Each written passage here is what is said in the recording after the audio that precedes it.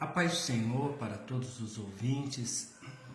Estamos aqui desfrutando de uma vida diária com Deus e hoje nossa meditação se encontra no livro de Deuteronômio, capítulo 10, no versículo 13, que a palavra do Senhor assim nos diz: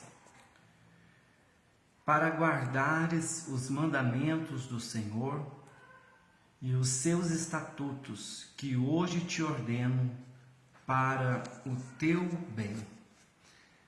Veja as últimas palavras desse versículo. A palavra diz assim: para o teu bem. Meus queridos ouvintes, há muitos que olham para os mandamentos do Senhor pensando que o nosso Deus é um juiz carrasco que institui regras e preceitos para privar-nos de muitas alegrias, para nos privar do gozo dessa vida. Pois bem, meu querido ouvinte, não é dessa forma que é o nosso Deus. Os mandamentos do Senhor, eles são mandamentos bondosos, que nos priva de sofrimento quando nós observamos e obedecemos. Veja bem, vamos analisar alguns dos 10 mandamentos, alguns só para nós termos uma visão melhor de como o nosso Deus é bondoso. O primeiro mandamento diz: não terás outro Deus diante de ti. Quando o Senhor pede para não termos outros deuses, é porque, na verdade, os falsos deuses sempre levam o homem à depravação. Os falsos deuses sempre vai trazer uma degradação humana, porque somente o nosso Deus, Ele quer o nosso bem. O segundo mandamento, a Bíblia diz assim, o Senhor dizendo: não farás para vocês imagem de escultura. Por que o Senhor proíbe a idolatria? Porque a idolatria está intimamente ligado a cultos demoníacos. A Bíblia vai dizer lá em 1 Coríntios que todos quantos sacrificam a ídolos, sacrificam a demônios. E assim sendo, eu não preciso aqui trazer muitas explicações do que o demônio faz para destruir o homem. A Bíblia já diz que ele veio matar, roubar e destruir. Por isso o Senhor quer que nós nos afastamos da idolatria. O outro mandamento é a Bíblia dizendo para nós lembrarmos de um dia para o descanso. Ora, o Senhor que nos criou, Ele sabe muito bem a nossa estrutura, Ele sabe muito bem que nós precisamos de um descanso.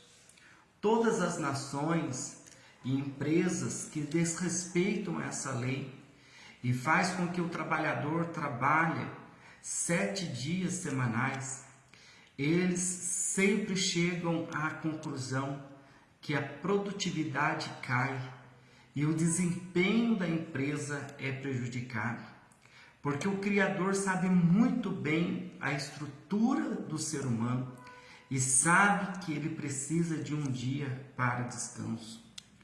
O outro mandamento é para os filhos honrar os pais. A Bíblia diz que é para os filhos, se quiser ter uma vida boa e os seus dias ser prolongados na terra, ser obediente a pai e mãe. Meus queridos ouvintes, e nós sabemos que quanta desgraça, quanto prejuízo o ser humano poderia ter evitado se eles tivessem dado ouvido aos conselhos dos pais, se eles tivessem obedecido às ordens e também às orientações paternas. Se tem alguém que ama o filho, se tem alguém que quer o bem para o filho, são os pais. Os pais, eles fazem de tudo para que os seus filhos sejam prósperos e tenham uma vida boa. O outro mandamento, a palavra do Senhor vai dizer: não adulterarás. Por que o Senhor proíbe o adultério? Meus queridos ouvintes, as nossas mídias, as nossas televisões têm romantizado muito o adultério, quebrando o princípio do casamento, o casamento monogâmico, o casamento heterossexual, o casamento vitalício. Mas eles não têm divulgado o prejuízo que o adultério traz na vida de uma família, quanta dor e sofrimento causa no coração de uma pessoa traída, quanta dor e sofrimento causa na vida dos filhos, que muitas das vezes é abandonado por seu pai ou por sua mãe, simplesmente por essa prática que Deus condena. Por isso, o Senhor quer evitar dores na vida do ser humano, proibindo o adultério. A Bíblia diz que o outro mandamento, o Senhor proibindo matar. Ora, não preciso aqui explicar muito sobre o prejuízo na vida de um assassino. Meus queridos ouvintes, há prejuízo tanto para aquele que foi morto, para a família que perde seu ente querido, assim como o assassino. Se você ver a história, contar a maioria dos assassinos quando comete esse delito, sua vida toda é perdida por perturbações, por remorsos. Muito prejuízo há na vida de um assassino e Deus não quer esse sofrimento para o homem. Assim como o Senhor proíbe a cobiça. Por que que o Senhor vai proibir a cobiça? Porque todo pecado começa na fonte. E nós sabemos que é muito mais fácil nós conter uma mina d'água do que um rio. Então, se nós começarmos a conter os pecados que começam na nossa mente, provavelmente evitaremos que ele venha ganhar força na nossa vida. E o Senhor vai nos ensinar a lidar com os nossos pensamentos. Toda a ação um dia foi pensada. E o nosso Deus quer que nós tenhamos uma mente sadia, uma mente pura, uma mente sã. Assim como os outros mandamentos, que não vou citar aqui, como o temor, não tomar o nome do Senhor em vão, como não roubar, como não dizer falso testemunho e dentre outros. Por que que o Senhor, ele tem esses mandamentos?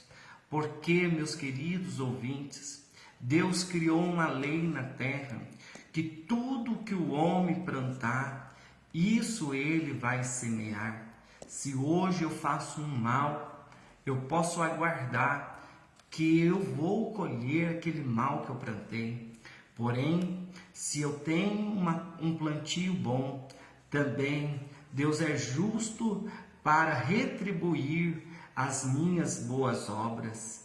Por isso, quando a palavra do Senhor diz que é para nós guardarmos os mandamentos do Senhor para o nosso bem, na verdade, não é um juiz que quer tirar de nós as alegrias dessa vida. Aliás, Deus escreveu esses mandamentos para nos privar do sofrimento que este mundo caído pode nos oferecer. Vai ensinar nós tirar as nossas vistas da vaidade e realmente olhar para aquilo que nos traz alegria.